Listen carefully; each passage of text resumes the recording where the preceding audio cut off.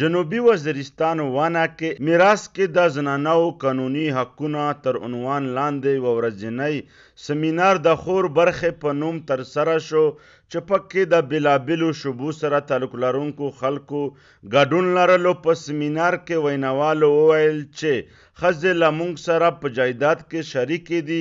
ښځو ته حقوق ورکول زموږ مسؤلیت دی. د نوی نسل که دنیاوي علوم دي که دیني علوم دي په د وړکي کې دا شعور پیدا شو.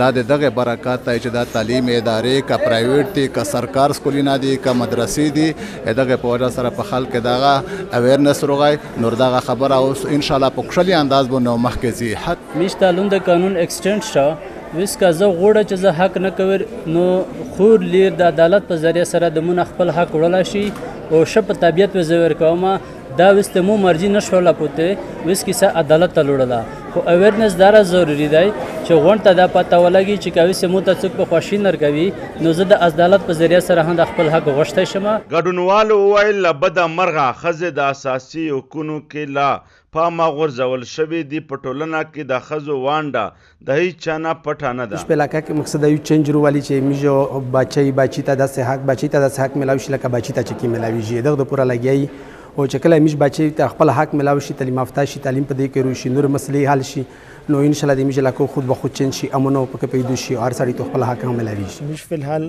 شذونه داسې بنیادی حقونه محروم کړي دي چې کوم اسلام 1500 کله مخشه حقونه ورکړي وي میجه وسه پر امیج دی د نشي ورکولای وراثت باندې میجه خپل قبضه وي او په دغه قسم د تعلیم نه دی د بهي میجه ډېر لري سوتلی. ویناوالو ویل که چیرته یوه مور تعلیم یافته شي نو اولاد به یې هم تعلیم یافته وي.